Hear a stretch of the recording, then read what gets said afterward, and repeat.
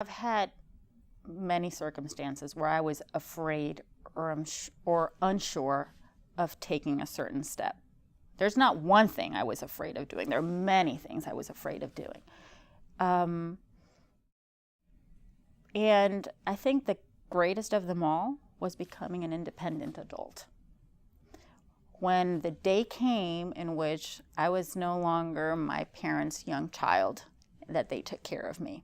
And that could happen at many different ages and many different points in life for each person. And a lot of it depends on your culture. Being born and raised in Venezuela, in our culture, you live with your parents till you get married, and then that's when you move out to start your own family and raise your children until they get married. That's totally different in the United States and in other countries as well.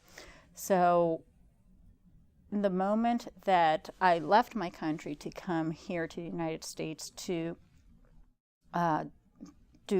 advance my education, that was my first step of becoming a more independent person. And once you become a more independent person, there's a lot of stuff that comes with it. You have to learn how to deal with money, balance your budget so you don't get in debt. Eventually you buy your first house, you have a child, you get married. These are all different things that fall under that big heading, becoming an independent person.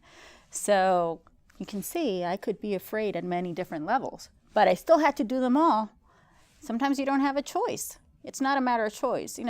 Sometimes you are in a situation where you're afraid to do something and you can choose not to do it because, oh, I'm afraid I might get hurt or I might hurt somebody else in the process. But sometimes you don't have a choice. You can't step away. You have to face the fact. You're becoming an adult, you have to become an independent person, make wise decisions. You're solely responsible for your future from here on. It's scary, it could be scary, but you have to face it and do it.